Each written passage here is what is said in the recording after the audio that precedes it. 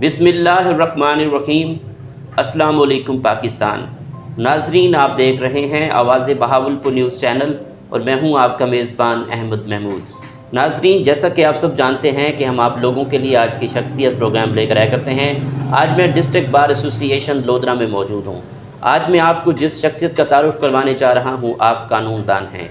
मेरे साथ मौजूद हैं माहर Mohammad Shafiq Datiyal sahab, advocate high court, उम्मीदवार general secretary bar association district Lodhra. आज हम कानून के हवाले से बात करेंगे और जब आप जनरल सेक्रेटरी बन जाएंगे तो इस बार को लेकर आप क्या डेवलपमेंट करवाने का इरादा रखते हैं। तो आइए बात करते हैं, मुलाकात करते हैं। अस्सलाम वालेकुम जनाब। वालेकुम अस्सलाम। कैसे हैं आप? अल्हम्दुलिल्लाह बिल्कुल ठीक हूँ। खैरियत से हैं जनाब? अल्हम्दुलिल्लाह फर्स्ट क्लास। जनाब, आपने अपनी इब्तदाई तालीम कहाँ से हासिल की? आपका तालीमी सिलसिला कैसा रहा? देखिए, बुनियादी तौर पे मेरा ताल्लुक़ देहात से है और मैंने अपनी जो बुनियादी तालीम थी वो मैंने मखदूम अली हाई स्कूल से हासिल की। मैट्रिक मिडल तक मैंने मखदूम अली में किया। मैट्रिक मैंने लोधरा हाई स्कूल से किया और FA BA जो है मैंने बहावलपुर से किया, MA बहावलपुर से किया, फिर LLB मैंने मुल्तान से की और उसके बाद 2001 से मैं मेंबर हूँ डिस्ट्रिक्ट बार लोधरा का और आपने जो फ़राइज़ हैं मनसबी वो अदा कर रहा हूँ माशाल्लाह। आपने अपनी वकालत का आगाज़ कब किया और आपको वकील बनने का शौक़ कैसे पैदा हुआ? आपको ख़ुद शौक़ था या वालिद साहब ने कहा कि आपने वकील बनना है? देखिए, आपको पता है आज से आप अगर 30 साल 25 साल पीछे चले जाएं तो उस वक्त इतना लोगों में शऊर नहीं था और ख़ास तौर पे देहातों में तो बहुत कम था और सीधा लोग थे जो तालीम की तरफ माइल थे। अदरवाइज़ तो उनका जो बुनियादी पेशा था, आबाई पेशा था, उससे मुंसलिक थे। तो मेरे वालिद साहब माशाल्लाह उस वक्त के पार्टीशन से पहले के उनकी मिडिल तालीम थी और हमारे अपने गांव के नंबरदार भी थे और मजहबी आदमी थे। जब मैं मिडिल क्लास में था, 8वीं में था, तो मेरे एक अज़ीज़ हैं, करीबी अज़ीज़ हैं मार हक नवाज़ हुमायूं जतियाल साहब, वो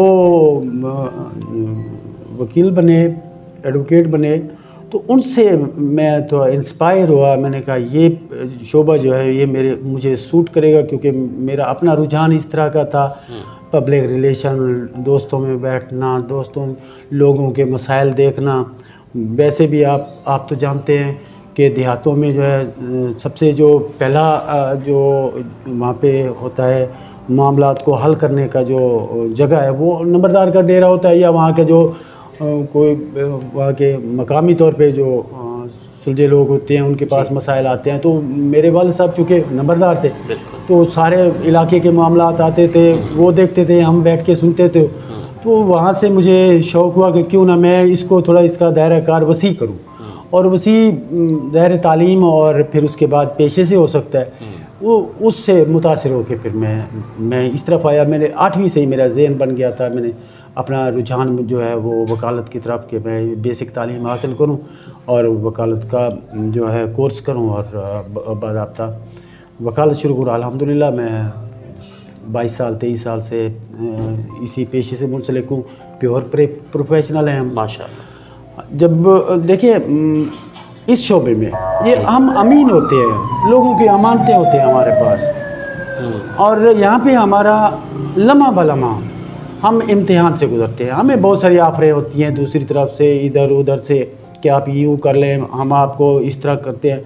लेकिन इसमें बात यह है कि यहाँ पे जो ईमानदार बंदा है, पक्के ईमान वाला है, वही कामयाब रह सकता है।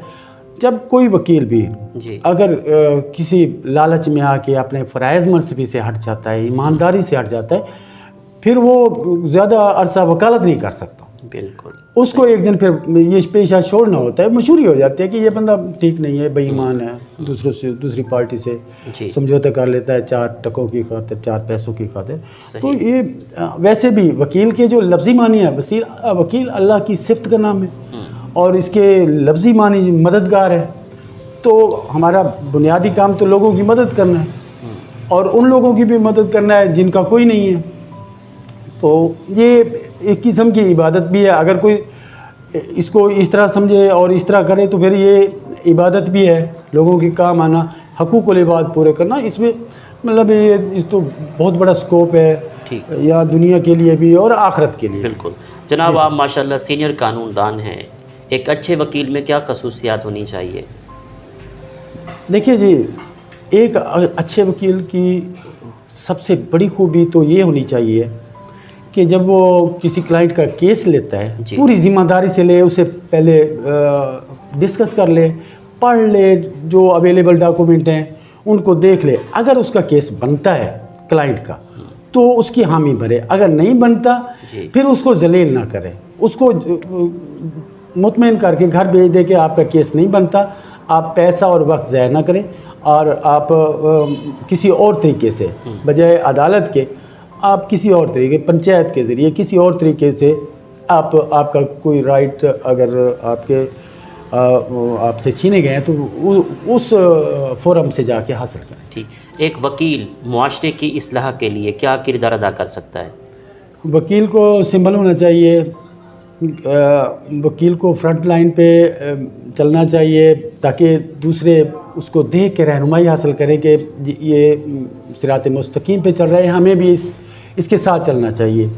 देखिए, वकील बैक वक्त एक कानूनदान भी होता है, डॉक्टर भी होता है, और एक आलिम फाजिल भी होता है, क्योंकि सारे उलूम हम सीख के फिर हमें ये डिग्री वकालत की मिलती है। हमारे पास जब डॉक्टर के ऊपर हम जिरा कर रहे होते हैं तो इसका मतलब है कि हमें मेडिकल साइंस आती है।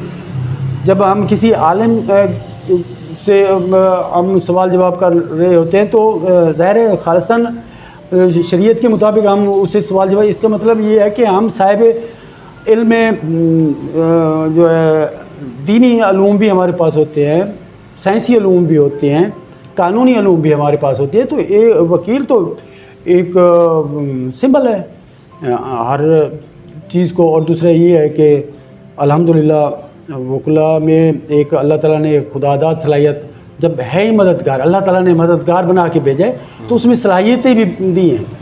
वकील जो है वो मजबूत होता है, हर लिहाज से किसी जो है ना बातिल से नहीं डरता, इसलिए दलेरी से अपना केस करता है, और जो महकूम जो मज़लूम लोग होते हैं उनके हकूक़ का तहफ़्फ़ुज़ भी करता है, उनको हकूक़ दिलाता भी है। ठीक सर, पाकिस्तान में इंसाफ की फरहमी को बेहतर करने के लिए एज़ अ कानूनदान आपकी क्या तजवीज़ है?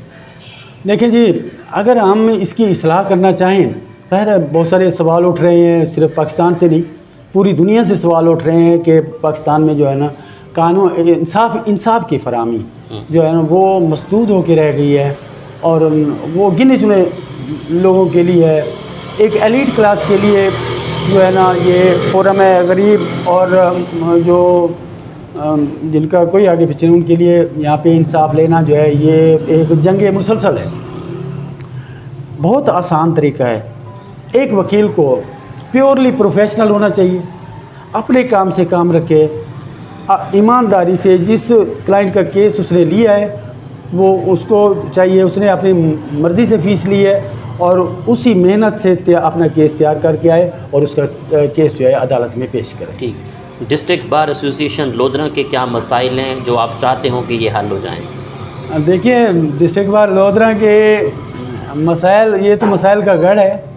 जब हम यहाँ पे हमारे जुडिशल कम्प्लेक्स इधर शिफ्ट हुआ था जी, तो वहाँ पे यहाँ पे जो है ना रेत के टीले थे, हमने टीलों पे खड़े होके हमने ये जो अपने चैम्बर्स हैं ये बनवाए। हमने यहाँ पे आके जो यहाँ पे बिजली नहीं थी, पानी नहीं था, हम जनरेटरों पे ये सारे जो आप हमारी बार देखेंगे, ये सारी बार जो है जनरेटरों पे हमने मोटरें लगाई और इस तरह हमने ये चैम्बर बनाए। और ये रेत ही रेत थी। उसके बाद हालात के साथ साथ कुछ मकामी इंतज़ामिया ने भी हमारे साथ ताउन किया, जुडिशरी ने ताउन किया। इस तरह करके अब हम अल्हम्दुलिल्लाह हमारी बार जो है ना देखने में बहुत अच्छी है। लेकिन यहाँ चूँकि लोधरा ज़िला जो है माली लिहाज से इतना मजबूत डिस्ट्रिक्ट नहीं है, लोगों में गरीब लोग हैं यहाँ पे, जो अक्सरियत है यहाँ की लोकेलिटी की, वो या तो जो हैं या तो बिल्कुल पसमानदा हैं, बिल्कुल गरीब हैं, या फिर मीडिया का है। तो यहाँ पे ज़ाहिर है वोकला जब यहाँ पे प्रैक्टिस करेंगे, उनको हर चीज़ की ज़रूरत होती है, पैसों की भी ज़रूरत होती है, उनका अपना ख़ानदान होता है। सारा दिन हम इधर काम करते हैं, इसके बाद यहाँ से जाके हम कोई पेशा नहीं है या कोई हमारा कोई अर्निंग का कोई वो नहीं हमारे पास कोई सोर्स। तो हमारा सबसे यहाँ पे जो बुनियादी मसला है वो यही है कि यहाँ पे नौजवान वोकला ख़ासी मुश्किलात का शिकार है। उनको 10-10 साल लग जाते हैं अपनी वकालत सेट करने में। वो इस चीज़ के मुतहम्मिल नहीं होते कि 10 साल तक वो कहाँ से अपने जो है ना वो इनकम के मामलात चलाएं। तो मेरी जो तरजीहात हैं उनमें सबसे पहले तो ये है कि जी, मैं यहीं पे सवाल को कंटिन्यू करूंगा कि माशाल्लाह आप general secretary district bar association Rodra में इलेक्शन कंटेस्ट कर रहे हैं। जी। तो इन फ्यूचर आपका मंशूर क्या है, आपके प्लान्स क्या हैं? जब आप जनरल सेक्रेटरी बन जाएंगे तो इस बार को लेकर क्या डेवलपमेंट करवाने का इरादा रखते हैं? इंशाल्लाह मैं जनरल सेक्रेटरी मुंतखब होने के बाद सबसे पहला काम मेरा ये होगा कि मैं डिस्ट्रिक्ट बार में एक फ़ंड कैंप करूँगा उन लोगों के लिए जो हर एक अब सफ़ेदपोश है और हम एक दूसरे के मसाइल समझते हैं सब वोकला। एक फ़ंड कैंप करूँगा जो उसमें इतना फ़ंड हम इंशाल्लाह रेस करेंगे कि कभी किसी को किसी मसले के लिए कोई रकम की ज़रूरत हो तो उसकी जो वो ज़रूरत है वो पूरी और किसी को पता भी ना चले। दूसरे नंबर पे इस पे मैं अगर अल्लाह ताला ने मुझे ये मौका दिया, मैं मुंतखब हुआ, तो मैं एटलीस्ट बार का जो फ़ंड है उसमें से 1/3 इस फ़ंड में रखूँगा ताकि वोकला उससे इस्तिफ़ादा हासिल करें।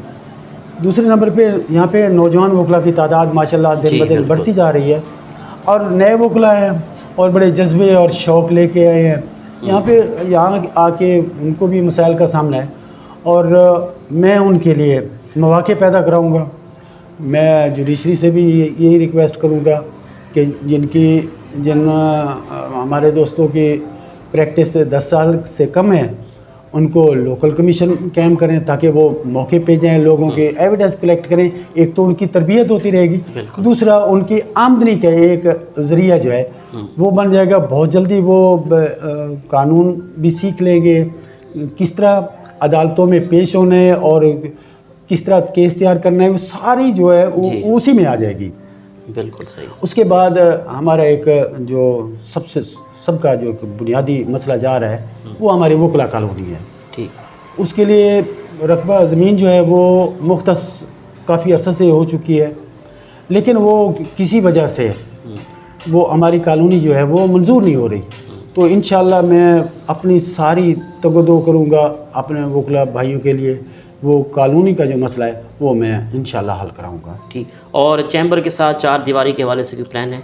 देखिए जी, आप विज़िट करेंगे हमारी जो जुडिशल कम्प्लेक्स है, हमारे बार है, ये शहर से हट के है और यहाँ पर 4 बजे के बाद आपको यहाँ पे कोई बंदा नज़र नहीं आता। तो एक तो आए दिन यहाँ पे चोरियाँ होती हैं और मसाइल बढ़ रहे हैं। पुलिस और वोकला के जो ताल्लुकात हैं इसी वजह से ख़राब हो रहे हैं, तो हमारे नुकसान होते हैं, हमने उन्हीं कहना होता है। तो DPO साहब ने रिसेंटली एक जो है ना यहाँ पे एक चौकी टाइप कायम की है और जो यहाँ किसी हद तक हम सिक्योर हुए हैं, लेकिन ये काफ़ी नहीं है।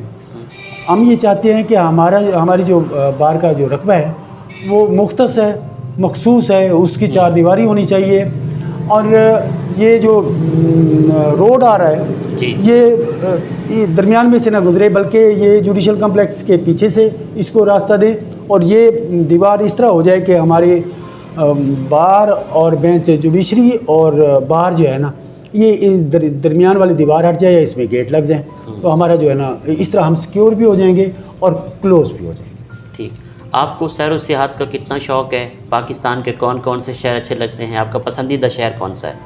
देखिए जी, मेरे सैर व सियाहत शुरू से ही शौक़ रहा है और अब मुझे कोई ज़्यादा तगदो नहीं करनी पड़ती सैर व सियाहत के लिए, क्योंकि मेरी शादी आज़ाद कश्मीर ज़िला नीलम में, वादी नीलम में हुई है। माशाल्लाह। तो मैं तो सिर्फ अगर सिर्फ ससुराल का चक्कर लगाऊं तो मेरी सैर सियाहत हो जाती है। हाँ बिल्कुल ऐसा। ठीक है जी। बिल्कुल ऐसा। तो इस तरह मेरे वो शौक़ भी पूरा हो जाता है और ज़िम्मेदारी भी पूरी हो जाती है। ठीक। खानों में क्या क्या पसंद है? आपकी पसंदीदा डिश कौन सी है? मेरी पसंदीदा डिश है, जब मुझे भूख लगी होती है, जो मेरे सामने रिज़्क़ आ जाए वो मेरी सबसे पसंदीदा डिश है। माशाल्लाह। ठीक है। ठीक। आखिर में वकला बरदरी को उम्मीदवार as general secretary district bar association Rodra आप क्या पैगाम देना चाहेंगे? देखिए जी, मेरी बार बहुत अच्छी बार है। पहले मुझे मेरी बार ने vice president district bar Lodhra मुंतखब किया था और मैं मार्जिनली जीता था। मतलब मेरे ख़िलाफ़ सिर्फ 71 वोट पड़े थे, बाकी सारे वोट मुझे पड़े थे। मेरी बार का मुझ पे बहुत एतमाद है, मुझ पर बहुत भरोसा करते हैं, बहुत प्यार करते हैं और इंशाअल्लाह मैं उनके इस प्यार को मैं साबित करूंगा कि वो उन्होंने सही इंतखाब किया है और मैं उनके जो एतमाद पे भी पूरा उतरूँगा इंशाअल्लाह। सर बहुत शुक्रिया। Nice talking to you. Thank you sir, thank you. जी तो नाजरीन, आपने आज की शख्सियत प्रोग्राम सुना। एक नए प्रोग्राम में मुलाकात होगी। तब तक अल्लाह हाफिज़। अल्लाह निगहबान। पाकिस्तान जिंदाबाद।